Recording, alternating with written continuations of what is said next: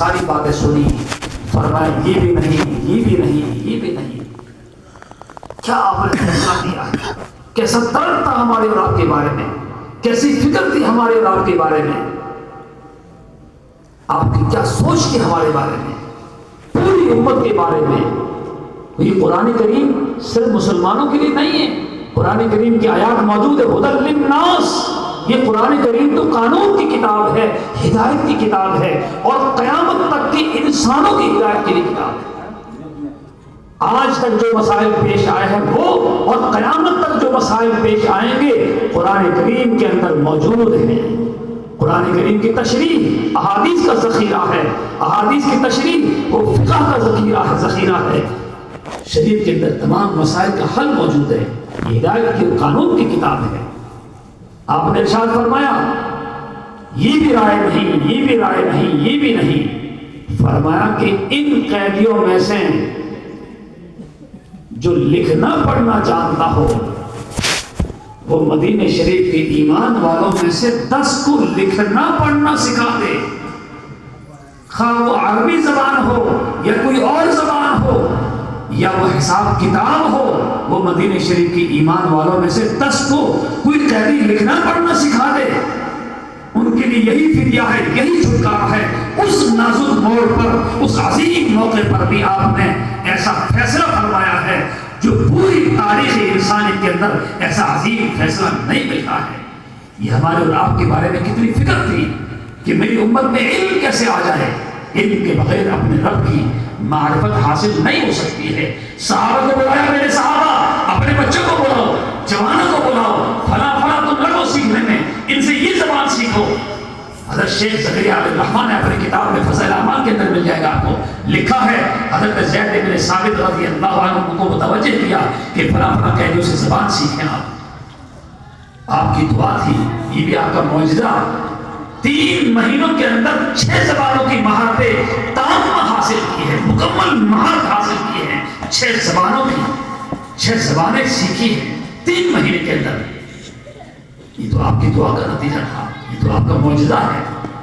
لیکن میں عرض یہ کر رہا میرے بزرگان دین، میرے ایمان والے بھائیوں، نبی علیہ السلام نے ہمیں کس طرح متوجہ کیا ہے، ہمارے بچوں میں دین کتنا، علم کتنا ہے۔ یہودی، اب تو سب جانتے ہیں یہودی کسے کے کن شیاطین کا نام ہے، سارے جانتے ہیں۔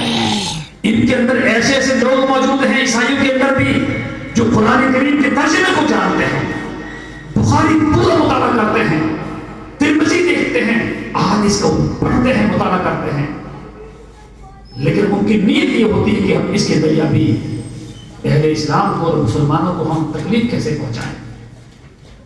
ایک طرف تو یہ ہے کہ سنتوں کو زندہ کرنا ہے، یہودیوں نے قسم کھا رکھی ہے، ان کی پارلیمنٹ کے اندر باضابطہ یہ بل پاس ہوا ہے کہ ہم نے اپنے پوری دنیا کے اندر ایک ایسا ماحول بنانا ہے کہ جس چیز کو محمد رسول اللہ صلی اللہ علیہ وسلم نے سنت قرار دیا ہے، ہمیں اس کے خلاف تہذیب اور ثقافت بنا کر پیش کرنا ہے۔ نبی علیہ السلام نے تو فرمایا کہ بیٹھ کر کھانا کھانا سنت ہے، لیکن آپ دیکھ لیجیے مسلمانوں کا ماحول کیا بنتا جا رہا ہے، کھڑے ہو کر جانوروں کی طرح کھانا کھا رہے ہیں۔ ایسی چیزوں کی آپ مخالفت کریں، بتلائیں کہ یہ خلاف سنت ہیں، بیٹھ کر کھانا۔ اور نبی صلی اللہ علیہ وسلم کی سنت کے اندر فائدے ہیں، حکمتیں ہیں، راز ہیں۔ ہم سفر کرتے ہیں ٹرینوں کے اندر، گاڑی میں کہیں پر ہوتے ہیں، بچے ساتھ میں ہوتے ہیں، کسی کو لڑکا بھی ہے، لڑکی بھی ہے، لڑکے کا لباس مکمل پہنا ہوا ہے، لڑکی کا لباس ادھورا ہے، یہ فیشن بن گئی ہے، آدھا بدن اس کا ننگا ہوتا ہے۔ سنتوں کے بغیر انسان کو سکون نہیں مل سکتا ہے۔ رسول اللہ صلی اللہ علیہ وسلم کی تعلیم کی طرف جو اہمیت دلانا ہے، جو ترغیب دی ہے، اس کے بغیر یہ ہماری امت ادھوری ہے۔ میں نے کافی ٹائم لے لیا ہے، ایک بار میں عرض کر دوں آخر میں، 1866 کے اندر دارالعلوم دیوبند کی بنیاد رکھی گئی۔ مولانا محمد قاسم نانوتوی نور اللہ مرقدہ، مولانا رشید احمد گنگوہی رحمۃ اللہ علیہ، اس زمانے کے علماء نے 1.5 صدی ہونے والی ہے، بزرگوں نے محنت کی اور ایسی محنت کی اور مسلمانوں نے ساتھ دیا۔ اس وقت موجودہ ہندوستان میں दारुल-उलूम देवबंद के तर्ज पर चलने वाले जो बड़े बड़े मदारिस हैं वो 2-4 नहीं 17,000 से ज़ायद हैं, और छोटे छोटे मदारिस और मकाबिर इन लाखों की तादाद में। अल्हम्दुलिल्लाह हमारे उलमा ने जब भी आवाम के सामने, ईमान वालों के सामने, उम्मत के सामने अपनी बात रखी है, लोगों ने अपने जज्बात का इजहार किया है, कंधे से कंधा मिला करके साथ दिया है, शाना बाशाना खड़े हुए हैं। आपने चंदा दिया है, मदरसे कायम कर दिए हैं, मदारिस चल रहे हैं, मसाजिद आबाद है, क्या फायदा मिला आपको? इन उलमा ने, इन मौलियों ने क्या मेहनत की आपके बच्चों के साथ में? मेरे बुजुर्गों, कई साल पहले का सर्वे है, आपने जो पैसा खर्च किया है और उम्मत के उलमा ने, हुफ़ाज़ ने जो मेहनतें की हैं बच्चों के साथ में, कई साल पहले का सर्वे है, पूरी दुनिया के अंदर किसी मुल्क में इतने हाफिज कुरान नहीं हैं जितने हाफिज कुरान हिंदुस्तान के अंदर मौजूद हैं। अल्हम्दुलिल्लाह ये हमारे बुजुर्गों ने मेहनत की और आपका पैसा लगा इस पर। पूरी दुनिया के अंदर किसी मुल्क में इतने हाफिज कुरान नहीं, अल्हम्दुलिल्लाह। और फिर हिंदुस्तान के अंदर भी ये आपका इलाका मुज़फ़्फ़रनगर, मेरठ, सहारनपुर, शामली और ये कुछ इलाका ये है जहाँ पर मदारिस मकातिब की भीड़ है। जितने यहाँ हाफिज कुरान है कहीं नहीं है। सऊदी अरब, दुबई, कतर, कई अरबी मुल्कों के अंदर कुरान करीम की तरावी सुनाने के लिए हिंदुस्तान से हजारों हाफिज जाते हैं, वहाँ की मस्जिदों में इमाम और खतीब बने हुए हैं। अल्हम्दुलिल्लाह बड़ी मेहनत की है। और एक तरफ हज़रत मौलाना इलियास साहब रहमतुल्लाह अलैह, जिनको अल्लाह रब्बुल आलमीन जज़ाए खैर अता फरमाए, एक चलता फिरता मदरसा कायम किया तबलीग जमात की शक्ल में, और ऐसी मेहनत की कि पूरी दुनिया के अंदर उसकी मेहनत पहुंची है। तफसील का मौका नहीं, ऐसी कारगुजारियां हैं जिन कारगुजारियों को सुनकर के ईमान ताज़ा होता है। हजारों लोगों ने इस्लाम कबूल कर लिया है उनकी कारगुजारियां सुन करके, देख करके। अल्हम्दुलिल्लाह जमात के रहन से भी काम हुआ है, मदारिस ने भी काम किया है, मकातिब ने भी काम किया है, आपका पैसा ज़ाया नहीं हुआ।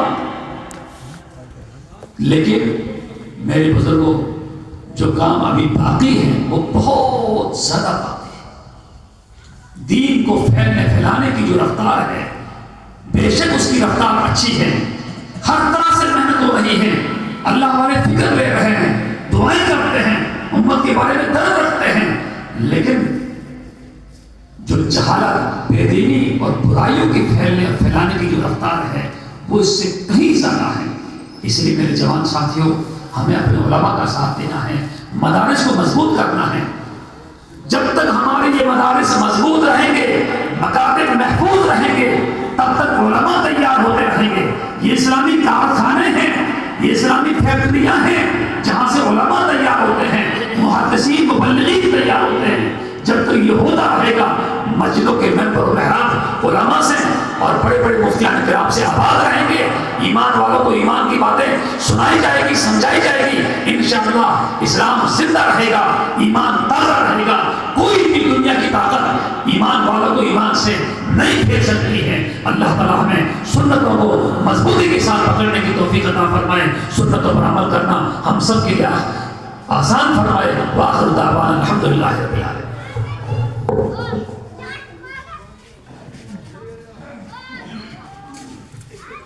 आँखों में बस के दिल में समा कर चले गए, आँखों में बस के दिल में समा कर चले गए, ख्वाबीद ज़िंदगी थी जगा कर चले गए। बहुत अच्छे अंदाज में हज़रत ने और बहुत मुख्तसर वक्त में ये कीमती खिताब हम सामिईन के सामने पेश फरमाया। आप तमाम हजरात से अदब के साथ दरख्वास्त करें, भाई जितने भी हजरात वो उठने की कोशिश कर रहे हैं, जाने की कोशिश कर रहे हैं, ये माहौल बेकार बनाने की कोशिश कर रहे हैं, खुदा के वास्ते हरगिज़ ऐसा न करें। मैंने आगाज़ से पस में भी अर्ज़ किया था कि यकीनन ये उलमा जो आपके सामने आज मदऊ किए गए, इनका वक्त निकालना ये इनके लिए बहुत मुश्किल होता है, लेकिन आज इनकी मोहब्बतें, इनकी इनायतें, आज इनकी नज़र, ये हम सब के लिए बड़ी सआदत की बात है, बड़े काबिल फ़ख्र बात है। और आज हम सब लोग बड़े खुशकिस्मत हैं कि کہ آج ان تمام حضرات نے یہ قیمتی وقت اپنے وقتوں میں سے نکال کر آج ہمارے حوالے کیا۔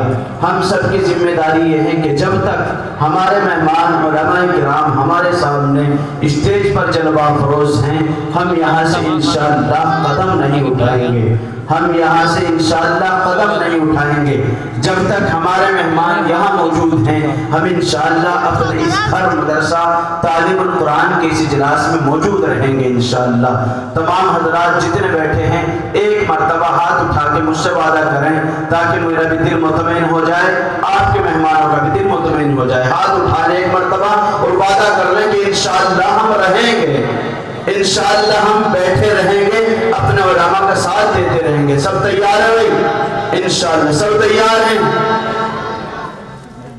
بیدار ہیں؟ ارے بیدار ہیں؟ ثبوت دیں پھر مجھے ایک مرتبہ نعرہ تکبیر۔ آدھے ہیں، پورے نہیں۔ وہ جتنے بیٹھے ہیں انہیں بھی آواز کے ساتھ بیدار کر دیں۔ نعرہ تکبیر، نعرہ تکبیر۔ جناب حضرت مولانا سکندر صاحب